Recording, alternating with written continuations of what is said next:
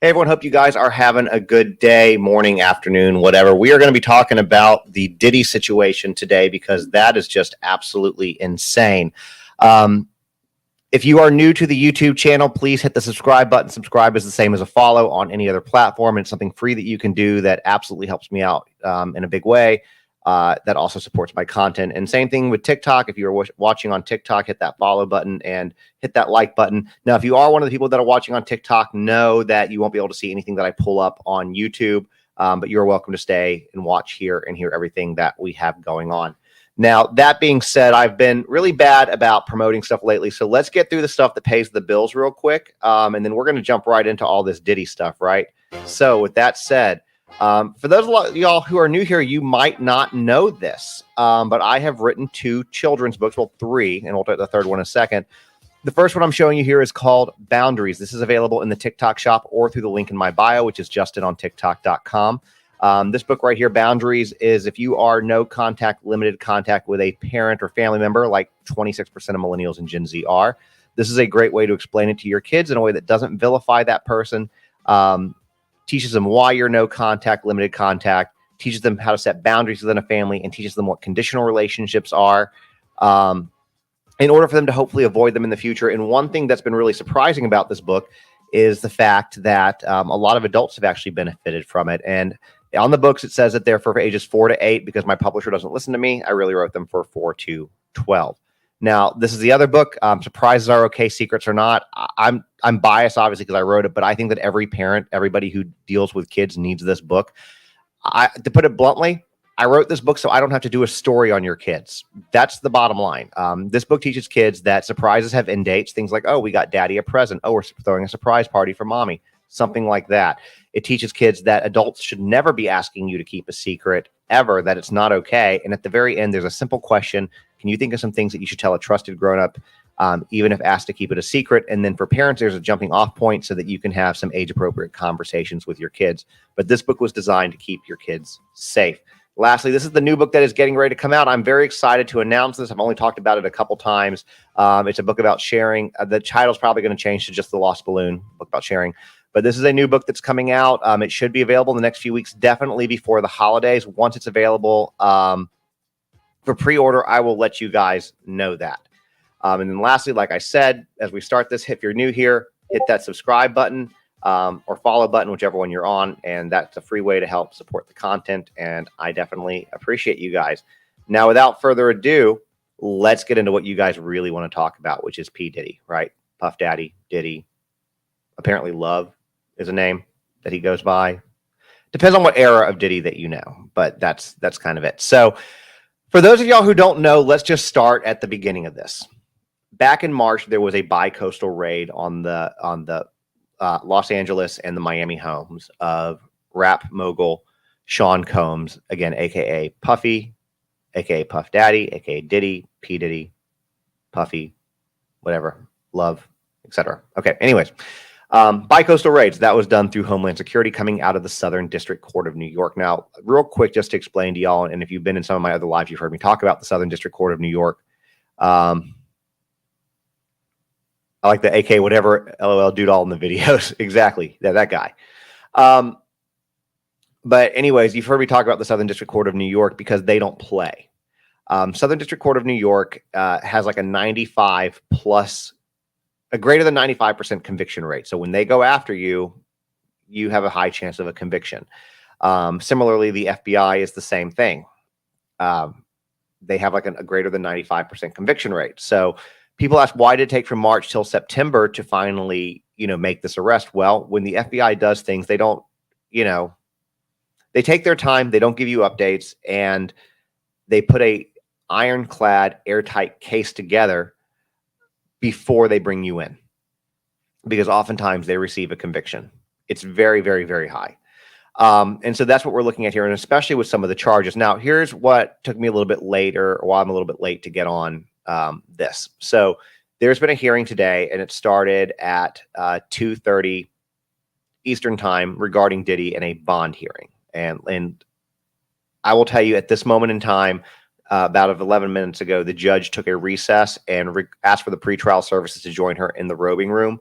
So I don't know what's going to happen but we will probably find out live on this live what his future is going to be as far as whether he's going to get bail or bond or not. So we don't know that at this point in time. But that being said, the accusations against Diddy are pretty heavy. So what you're looking at is a 3-count indictment, and we will go through the indictment so you guys can actually see it. And for those of y'all who want to see it and read through it yourselves, that and the pretrial detention request from the U.S. Attorney's Office, both of those are on my Instagram, so you can go watch or go read those in their entirety. But we'll go through. I'm not going to go through the entire pretrial detention letter, but we'll give you a good summary of it. But anyways, he's facing a 3-count indictment currently of racketeering, conspiracy, trafficking, and interstate transportation for prosta, you know the rest. Basically, they're saying that between the years of 2008 to the present, Sean Puffy Combs, Diddy Combs, Love, whatever, abused and exploited women in a variety of ways, utilizing force, threats of force, and coercion. And some of those women he actually brought across state lines in order to do this. He would use control and direct these things called freak-offs. Now, I've had a lot of people ask me what a freak-off is. Change the first word, the word freak, to a 4-letter word that's begins with the letter F, and that's essentially what it is. These freak-offs would last days at a time. He'd use things like ketamine, X, and GHB, basically to help keep these women obedient and compliant. And when they fought back, he allegedly would get violent and subjected them to physical, emotional, and verbal abuse. Sometimes the injuries that he inflicted on these women would take days or even weeks to heal. He would record all of this too while he was self-gratifying. And he would often utilize these recordings from the freak-offs to control their victims by using it as collateral or blackmail against them. And the victims, and it is plural, they have not specified how many, but they did make sure that it was plural. The victims didn't believe that they could refuse him without risking their safety or security or facing even more abuse. Because there are stories where he allegedly abused somebody and would come to their house the next day and abuse them. Again, that was a specific story with actually a 16-year-old. And he would also brandish weapons to help keep them quiet. Now, currently, he has 9 different civil counts of SA against him as of, basically of August. The other day, a man won $100 million judgment against him for SA only because Diddy didn't show up. So that's being appealed. But, there's a lot of, it doesn't matter, men or women, young girls, there's a lot of accusations, and, his lawyers can sit there and say he's innocent all he wants, and that's fine. We live in a innocent until proven guilty, right? But where there's smoke, there's fire. He also said he never touched Cassie, and then lo and behold, the 2016 video comes out where he is beating Cassie up in a hotel lobby. It surfaces, and then he apologizes because he got caught, not because he was actually sorry. Nevertheless, he did not do this alone.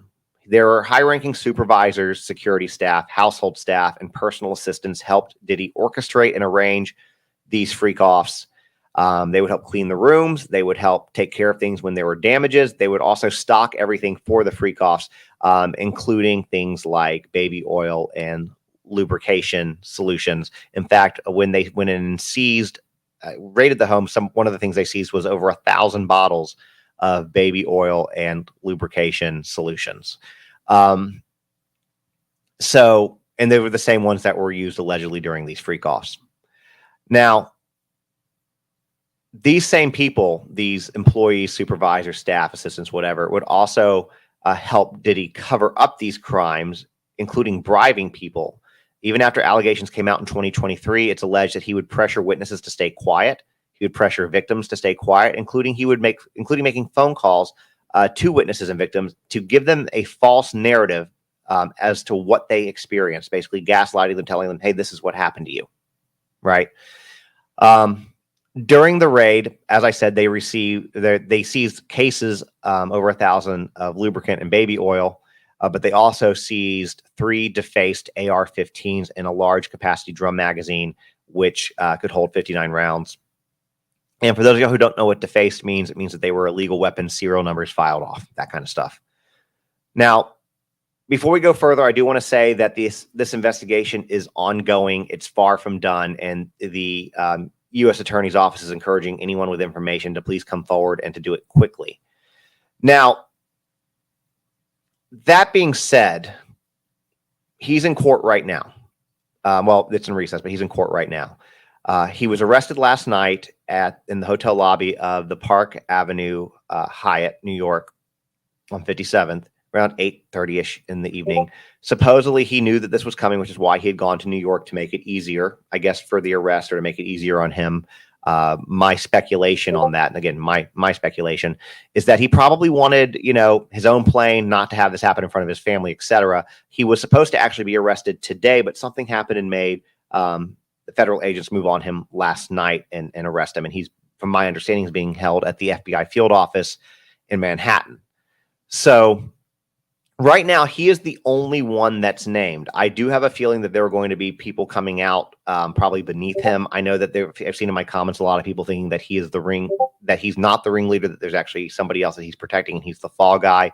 Personally speaking, I don't believe that. I believe that he is the ringleader, and you're going to have a lot of people turn on him to protect themselves and basically throw him under the bus, because what he's facing, what we know he's facing with the current charges, and bear in mind, additional charges could be added.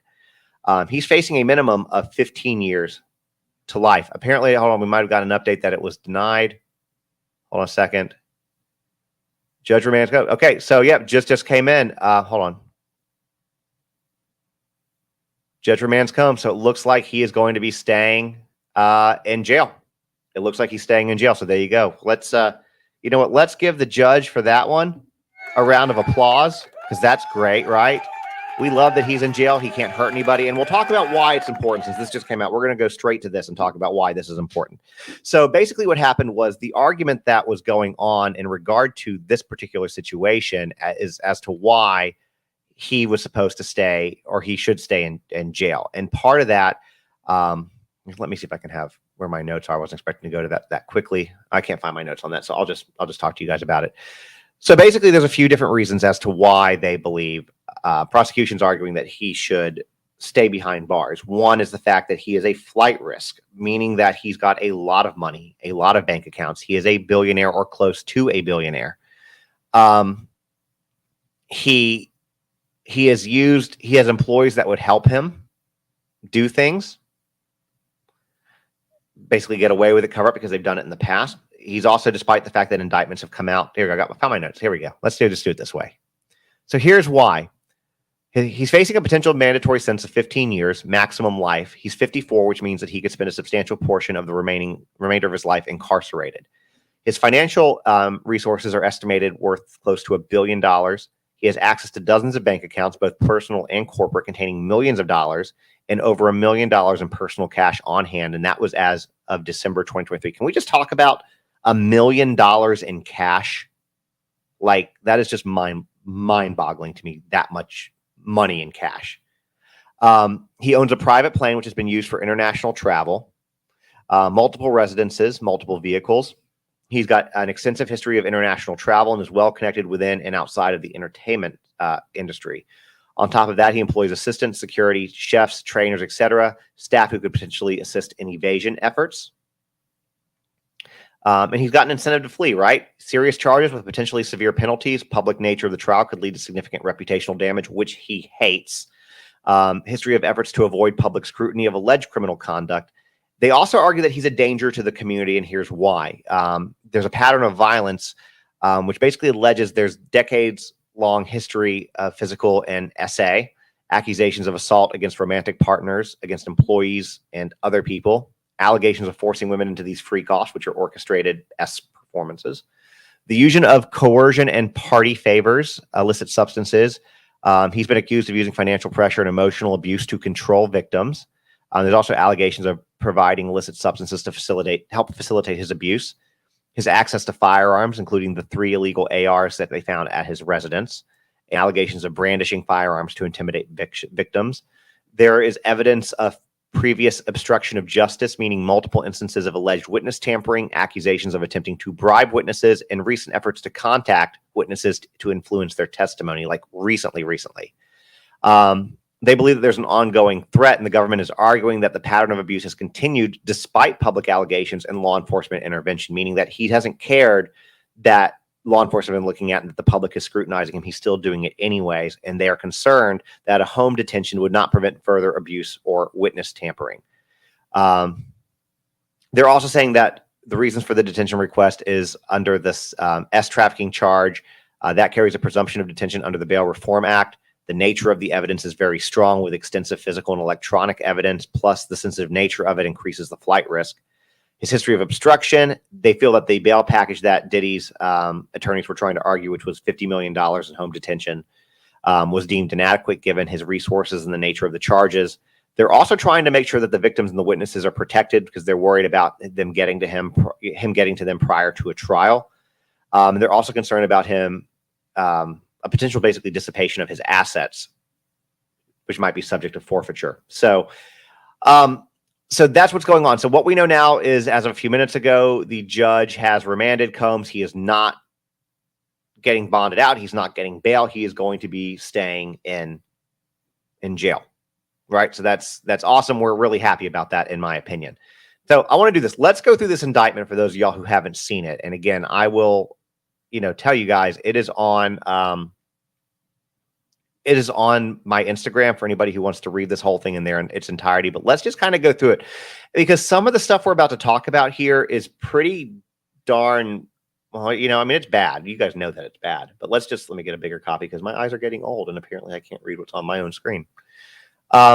So this starts out strong. Okay. And they have all of his aliases: Sean Combs, aka Puff Daddy, P. Diddy, Diddy, PD, and Love. Those are all the names. There we go. So it starts out strong. For decades, Sean Combs, the defendant, abused, threatened, and coerced women and others around him to fulfill his desires, protected his reputation, and conceal his conduct. To do so, Combs relied on employees, resources, and influence of the multifaceted business empire that he led and controlled, creating a criminal enterprise whose members and associates engaged in and attempted to engage in, among other crimes, trafficking, forced labor, kidnapping, arson, bribery, and obstruction of justice. So again, it is starting off really, really strong. It goes on to say in part 2 that he has operated his business headquartered at various times in Manhattan and Los Angeles under a variety of U.S.-based corporate entities, including Bad Boy Entertainment, Combs Enterprises, Combs Global, which they're collectively calling it the Combs Business, which are corporate entities in the Combs Business included, among other things, record labels, a recording studio, apparel line, alcoholic spirits business, marketing agency, and a television network and media company. At all times relevant to this indictment, Sean Combs, the defendant, engaged in a persistent and pervasive pattern of abuse towards women and other individuals. This abuse at times, y'all are supposed to be seeing this with me. Sorry. There we go. Lost it, but found it. I lost it again. See if I can just read it on here. The abuse was at times verbal, emotional, physical, and sexual. As part of his pattern of abuse, Combs manipulated women to participate in highly orchestrated performances of S activity with male commercial S workers. At times, Combs and others acting at his directions made arrangements for women and commercial workers to fly to Combs's location. He then ensured participation from women by, among other things, obtaining and distributing narcotics to them, controlling their careers, threatening their careers, leveraging his financial support, and threatening to cut off the same, and using intimidation and violence. Physical abuse by Sean Combs was recurrent and widely known on numerous occasions from at least in or about 2009 and continuing for years. Combs assaulted women by, among other things, striking, punching, dragging, throwing objects at, and kicking them. These assaults were at times witnessed by others and included one instance at a Los Angeles hotel in around March 2016, which is Cassie, which was captured on video and later publicly reported, where Combs kicked, dragged, and threw a vase at a woman who was attempting to escape and leave him. When a member of the hotel security staff intervened, Combs attempted to bribe the staff member to ensure silence. All right. His violence was not limited to these women. It extended to his employees, witnesses, it extended to his employees who were witnesses to his abuse, and others. It also says that he used his business, including certain employees, to carry out, facilitate, and cover up his abuse and commercial S. These employees included security staff, household staff, personal assistants, and high-ranking supervisors, and other close associates acted as Combs' intermediaries, and their conduct was facilitated and assisted by Combs' control of the Combs business. Now, look, I'm going to pause here for a minute. Let's talk about this real quick, because what you're talking about with this, and by the way, if you are on TikTok and you're like, where is he reading this? If you jump over to YouTube, you can see this. And we'll try to go back and get the latest updates from this in a moment. I know they're saying that the lawyers are speaking right now, but this is organized crime. This is what you're talking about here is, somebody just said, where's the RICO? There's the RICO. Yeah, this is organized crime. This is the way that a well-organized, like one of the 5 families would run, but just with different, structured the same way, but with different ends, I guess, or different goals. Okay. I mean, that's what this is. Right. That's what this is. So I cannot talk. Hold on, I want to get this. I need to get this bigger again. I'm going to pull this over here so I can read it. I'm just going to read over here, guys. I'm going to look over here. It doesn't mean that I'm not paying attention to you. I just want to be able to see this.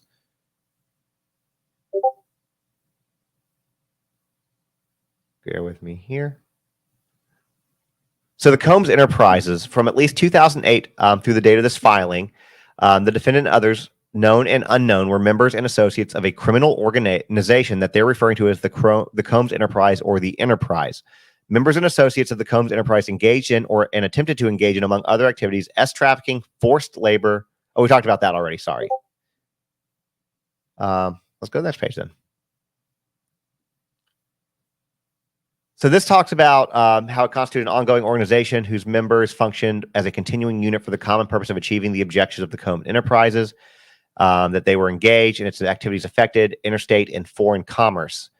Combs Enterprise operated in the Southern District Court of New York and elsewhere. Southern District of New York and elsewhere. At all times relevant to this indictment, Sean Combs was the leader of the Combs Enterprise, and that the defendant and others known and unknown who participated in unlawful and other activities related to the conduct of the Combs Enterprise affairs. These individuals included certain Combs business employees, such as members of Combs security staff, household staff assistants, etc. So basically what this is saying, we're going to break it down, guys, is that not only did Combs do this, but he had other people do his bidding. Again, this is very much like a, hey, I'm the boss of this family, you do this, or these are going to be the repercussions. And he used violence and money and power and influence over people's careers to make this happen and make things go away and make things disappear. That's what this is about.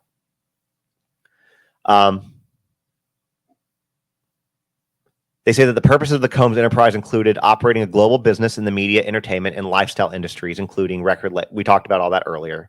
It's also preserving, protecting, promoting, and enhancing the power, reputation, and brand of Sean Combs as a musician, entrepreneur, and figure in the entertainment industry. Also enriching members and associates of the enterprise, including its leader, and in particular those who demonstrated loyalty to Combs by their willingness to conceal his crimes.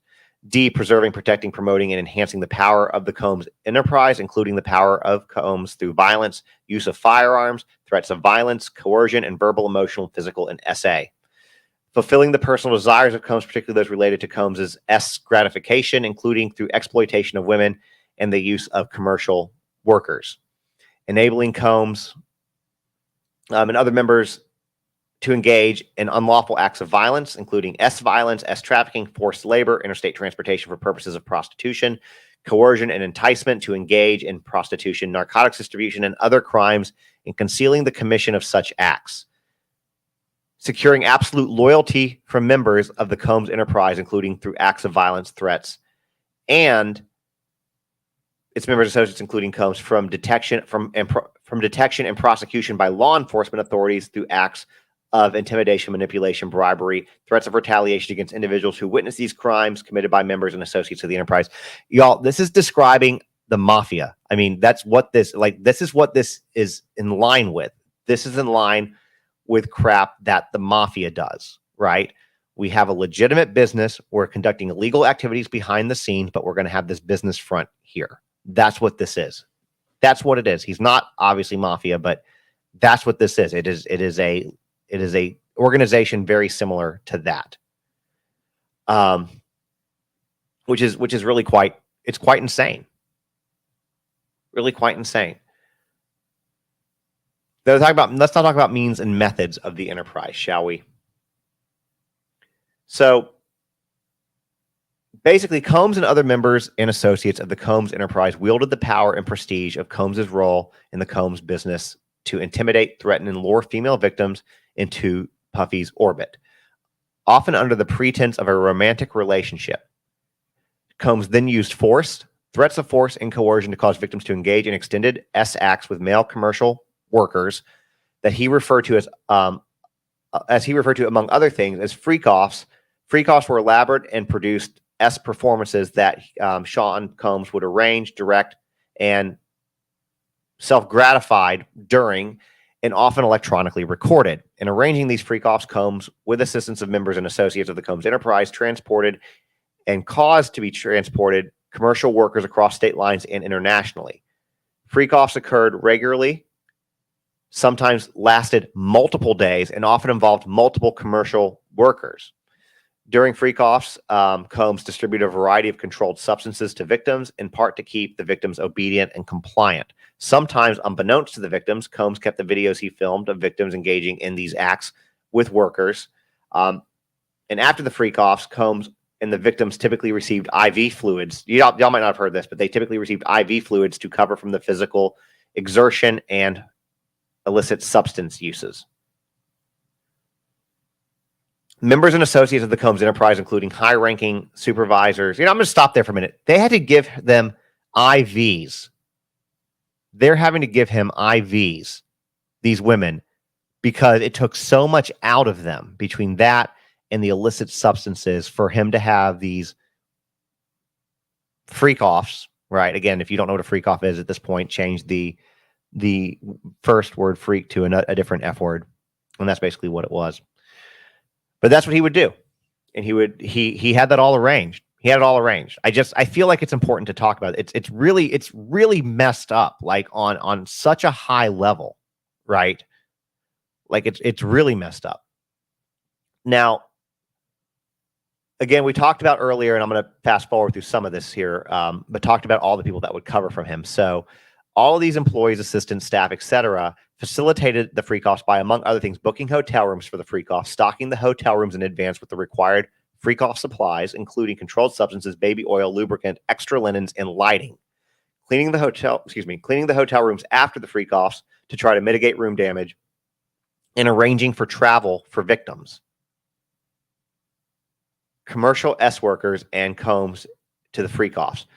Resupplying Combs with requested supplies, delivering large sums of cash for him to pay the commercial workers, and scheduling the delivery of IV fluids. In or about March 2024, during the searches of Combs' residences in Miami and Los Angeles, law enforcement seized various freak-off supplies, including narcotics and more than 1,000 bottles of baby oil and lubricant. Okay? This is insane. It's absolutely insane. Like, we all have known for a while or heard for a while how bad he is, but this really, really puts this into perspective, I think. And again, for anybody who wants to read this indictment in its entirety, it is on my Instagram, just so y'all know if you want to go do that. So Combs often subjected victims to physical, emotional, and verbal abuse to cause the victims to engage in these freak-offs. He maintained control over his victims through, among other things, physical violence, promises of career opportunities, granting and threatening to withhold financial support, and by other coercive means, including tracking their whereabouts, dictating the victim's appearance, monitoring their medical records. Okay, get that? Monitoring their medical records, controlling their housing, and supplying them with controlled substances. During and separate from freak-offs, Combs, among other things, hit, kicked, threw objects at, and dragged victims at times by their hair. These assaults often result in injuries that took days or weeks to heal. Combs also threatened victims' careers and livelihoods, including if they resisted participating in freak-offs. Victims believed that they could not refuse Combs' demands without risking their financial or job security or without repercussion in the form of physical or emotional abuse. Combs also used the sensitive, embarrassing, and incriminating recordings that he made during the freak-offs as a collateral to ensure the continued obedience and silence of victims. Let me go back on this for a minute and just point out something that we read, because we read through it. I know that went kind of quick. Again, he threatened to withhold financial support and by other coercive means, including tracking their whereabouts, so tracking them, stalking them, and dictating their appearance, saying how they could rest, how they could dress, how they had to look, and also monitoring their medical records. controlling their housing. But he's innocent, right? Yeah, somebody said he's innocent. He's innocent. They're not saying that he's innocent. You're not really, but I'm just like, yeah, his lawyers keep saying that. It's insane.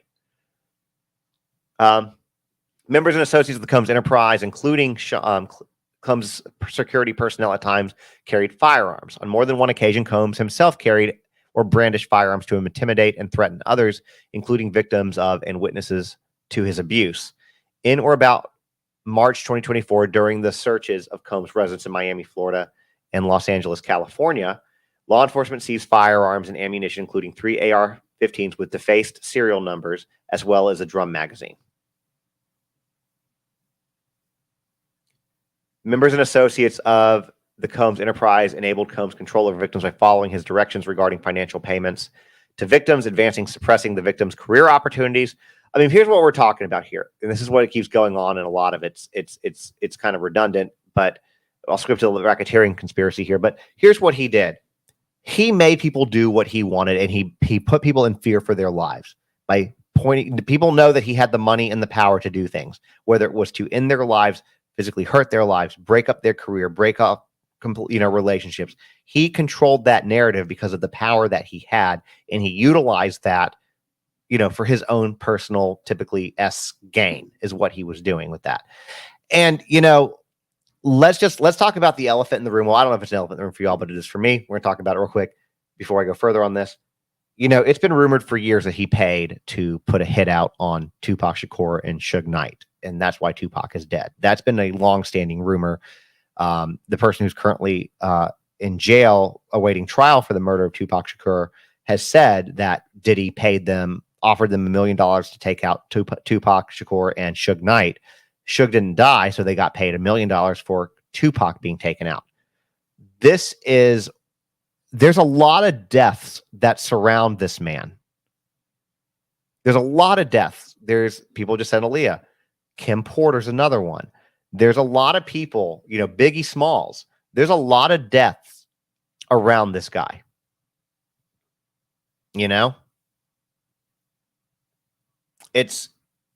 If I was somebody who he was trying to intimidate, I think I'd be a little scared too. His money made things disappear, y'all. His money made things disappear. And even if he didn't technically himself murder or pay for a hit on somebody, he still we've seen the video. If you haven't seen the video, you can, but we've seen the video where he literally, Cassie's trying to run away from him, and he follows her out, and I think he's in a towel, and drags her back to the hotel room by her hair, beating the absolute crap out of her. This is not a good man. This is not a good person. He is corrupt. He had so many other people corrupt, and this was a big enterprise that he had operating. This is, again, a mafia-style enterprise, which is why you're getting RICO charges on it. I'm going to fast forward here real quick to the racketeering conspiracy. So from in or about 2008 through about the date of this filing, the defendant and others, known and unknown, blah, blah, blah, engaged in an enterprise engaged in the activities of which affected interstate and foreign commerce, knowingly combined, conspired, confederated, and agreed together with each other to violate the racketeering laws of the United States. And it gives the title code, the title and code section, title code and section. There we go. Which is to conduct, participate directly and indirectly in the conduct of the affairs of the Combs enterprise through a pattern of racketeering activity, as that term is defined in Title 18 United States Code section, blah, blah, blah, which consists of multiple acts of involving kidnapping, chargeable under the following provisions of state law, and it gives the California penal codes for that. Multiple acts involving arson, it gives the codes for that. Multiple acts of bribery, it gives the codes for that. Multiple acts indictable relating to tampering with a witness, victim, or informant. Multiple acts indictable relating to forced labor. Multiple acts indictable related to trafficking. Multiple acts indictable related to transportation and inducement for travel purposes of prostitution and other illegal activities. And multiple offenses involving the possession with intent to distribute, or distribution of narcotics and controlled substances, including cocaine, oxycodone, alprazolam, meth. I can't say the very long technical word, but basically, I'm just words that I can't say. But ketamine, a lot of drugs, aiding and abetting, willfully causing, all of that. That's what it says. You can read it though. You can read them here if you're looking at the screen. Let's go to the next page here. We're almost done through this, and we're going to talk more about it. So notice the special notice of sentencing factor from at least 2009 up to including about 2018 in the Southern District of New York and elsewhere as part of his agreement to conduct and participate in the conduct of affairs of the Combs enterprise through a pattern of racketeering activity. Sean Combs agreed to end and affecting interstate and foreign commerce, knowingly recruit, entice, harbor, transport, provide, obtain, and advertise, maintain, patronize, and solicit by any means a person knowing and in the reckless disregard of the fact that means of force, threats of force, fraud, and coercion, which would be used against the persons to engage in commercial S act in violation of United States Code. So this is what basically the grand jury further charges from at least 2009 that, let me go back. He knowingly recruited, enticed, harbored, transported, provided, obtained, advertised, maintained, patronized, solicited by any means a person knowing, reckless disregard, the fact, force, coercion, etc. That to engage in a commercial act and attempted, aided, and abetted, and willfully caused the same. Combs recruited, enticed, harbored, transported, and maintained a person and attempted, aided, and abetted, and willfully caused victim one to engage in commercial S acts, knowing and in reckless disregard to the fact that victim was engaging in commercial acts as a result of force, fraud, or conversion. That was then for count. That was count 2. Count 1 was the first one that I read you. Count 3 is regard to transportation to engage. There's forfeiture allegations, and I mean that's pretty much the bulk of it. Okay, so let's talk about some more of this stuff. Let me close this out here. We're going to take this off the screen. Again, y'all can read those, but this is some serious, like, high level stuff, y'all. Like, this is some pretty big stuff. So a lot of y'all have also asked about who's come out, who said something. I know a lot of y'all talked about Danny Kane. So I actually have something for you guys from that. So an attorney for a former member of Danny Kane, which was, by the way, for those of y'all who don't know, was a group formed by Sean Diddy Combs, and basically told CNN that his client is grateful that the DOJ has decided to pursue charges against the media mogul and that she's looking forward to a fair trial. Dawn Richard has accused Combs of S battery, S harassment, and false imprisonment, among other allegations, in a civil lawsuit filed in New York federal court last week. Her attorney, Eric Fudali, said that more than anything, his client wants the truth to come out. It's been stressful and it's been tough, her attorney said. She subjected herself to a lot of ridicule, but seeing the DOJ come forward with an indictment has been really encouraging. She's happy to see that there has been a striking similarity between the indictment and the allegations that we made in our civil lawsuits. He added, saying that his client was very encouraged at learning about the similarity between the allegations. A lot of the allegations are substantially similar, such as the S trafficking and the forced labor constricting their movement and such. The lawyer would not comment on whether his client would testify in the federal case against Combs, but did say that given the allegations of witness intimidation in the case, we're not going to be intimidated. Certainly, Ms. Richard is not going to be intimidated. Now, the other thing I want to bring up, which they said in the press conference, because I just want to put this dig in on Diddy real quick, if I can. So this entire time, Diddy's attorney has said that, which is, by the way, his name is Mark Agnifilo. I don't know if I'm saying that correctly, but that's his name. That Diddy's been cooperative, right? He's been cooperative. And a reporter asked him about Diddy's cooperation and what he's, how he's been. So the attorney specifically said, to his credit, Mr. Combs has been nothing but cooperative with this investigation, and he voluntarily relocated to New York last week in anticipation of these charges. However, the U.S. attorney, this is a different part, sorry. However, though, when asked about his cooperation, the U.S. attorney for the Southern District said that wasn't necessarily the case. He said, this was his exact words, and it was kind of funny. He said, generally and with increasing frequency, the word cooperative or cooperating has taken on tremendous elasticity, and it no longer really bears any relation to what the word means when we use it in a very specific context. He said that responding to lawful process and the like qualify as cooperation when we use that term here. basically saying that he's not necessarily been cooperative. He's just been doing what you have to do. So it's a lot. It's a lot, guys. Now, here's the next thing I want to talk about, because I mentioned it earlier, and I want to bring this up real quick, is I want to talk about Tupac for a second. So it has been, I have a whole podcast. If you're watching on YouTube, if you go into the podcast section, I have a whole YouTube. It's a 2-hour episode on Tupac, and I would encourage you to listen to it, because it's my favorite episode that I've ever done, and it will bring you up to date. If you don't know about the East Coast, West Coast wars and Tupac and a lot of the situation, it will enlighten you to all of that. And I think that that's really important to know when we're talking about Diddy, because Diddy at the time, aka Puffy, Puff Daddy, was the head of Bad Boy Records, while Suge Knight was the head of Death Row Records, which were rival labels.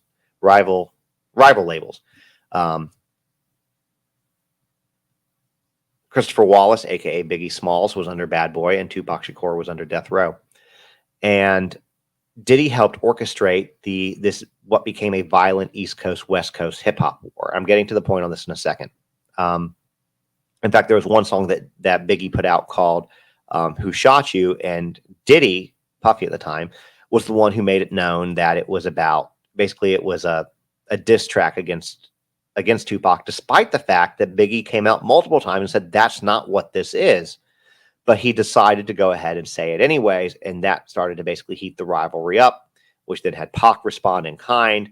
And long and story short, the reason that it is believed that Pac was killed, at least I say believed, rumored, speculated with Diddy's involvement, is there was a picture of one of Diddy's baby mamas. I forget who it was back at that time off the top of my head at this moment, but she had, Suge Knight came and put a Death Row medallion around the baby's neck, and this made Sean Combs livid, absolutely livid. And we know that the fight in the MGM was about a medallion. That's what it was about. It was stolen, and they were trying to get it back. And then a short while later, Pac is dead. Assassination attempt, car pulls up next. He was in a BMW. Cadillac pulls up next to him, unloads. Suge Knight gets hit, doesn't die. Tupac gets hit, does die. And according to Keefe D, who was the Southside Compton Crips shot caller, and I'm leaving out a lot of stuff. This is really high level. Southside Compton Crips shot caller at the time, who's him and Suge Knight are the only people left alive. He has claimed for years that Diddy offered them $1 million to take out both Tupac Shakur and Suge Knight. And given the climate of everything that was going on between the two labels at the time, I don't think that that's a far fetch. I don't think it's a stretch of the imagination. I'm not making any accusations here, but there's a lot of people in that industry who do. And supposedly Keefe D was only paid $500,000 because only one of them died. Now, that being said, here is my point, and I'm going to tell y'all to take this with a grain of salt, because the only article that's reporting it is The Sun. Okay, and The Sun is correct 60 to 70% of the time, but sometimes they make things up just to make things up, y'all. They make up the ish. They do. And here's what I'm going to tell you what it says. All right.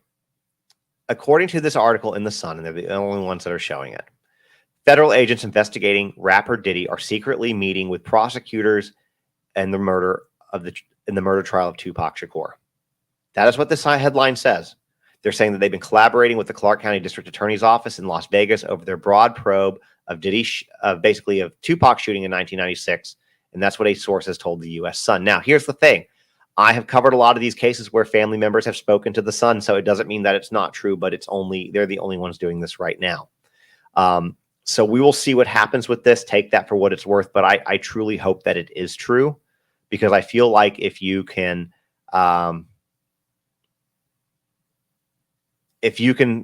get some answers to Tupac, and you can link Diddy to him, if that's the case, then you might be able to solve Biggie's murder as well. Is all I'm saying. And those two murders definitely deserve to be solved. They're both iconic rappers. Lives were taken too short. Amazing artists who I can't even imagine what they would have done had they still been alive. And at the end of the day, whether Diddy paid for a hit or not, he orchestrated the East Coast, West Coast war that led to both of them being killed. So regardless, in my opinion, he has blood on his hands for him. And I'm not the only one that thinks that. So Anyways, like I said, it's the Sun. Take it for what it's worth. They are not always wrong, but they are not always right. So I'm just giving you all that information, and you guys can make whatever assessment that you guys want to make. That being said, I'm excited that Diddy did not get bond. He's going to be held. I think that that's fantastic. And there's a lot more to come from this, guys. At this point in time, Diddy's the only one named, but you can bet with the fact that he's being held, with the fact that there's ongoing investigations, etc., there are going to be more charges. I can't imagine a world where there's not more charges brought, and I can't imagine where people who helped him orchestrate these things, there aren't going to be charges brought against them. I just can't imagine that being a case. I don't know. I haven't had a chance to look to see when the next court date's going to be. I will try to do that before I put out my next video. But this is something that we're not done talking about. There's a lot of information about this. I know that this episode was a little bit choppy because of having to go through the indictment and a lot going on. Real quick, I do want to acknowledge this. We have a new member of the team over here. Thank you real quick. It's me, Margaritas. I appreciate you becoming a member. It's a great way to support, and I so appreciate you very, very much for doing that. Appreciate all the members and all the people here who help support the channel. Thank you, guys. Anyways, there's a lot more information. Next court is tomorrow, is what they're telling me. So the next court is tomorrow, which means we will be back talking about this tomorrow. And apparently the attorney is appealing the bond. So that's what we're seeing. I haven't had a chance to see these yet. So I thank you guys who are giving me this information, letting me know this so that I can tell people up to date on this. And apparently now that bail is denied, he's on his way to MDC Brooklyn on 8th floor. Awesome. So thank you guys for that. I appreciate that. Anyways, that being said, we're going to call YouTube done for the day. Do check out that one episode of Tupac that I did. It is under the podcast section. I think that you guys will find it really entertaining and learn a lot about this stuff. And I think that even though this trial that we're looking at right now really is going through the trafficking, RICO statutes, racketeering, etc., I think that just call it a hunch, but I think the Tupac stuff may make an appearance. That being said. Anyways, you guys have a great rest of the day. Appreciate all of y'all, and we will see you guys tomorrow. Bye, everyone.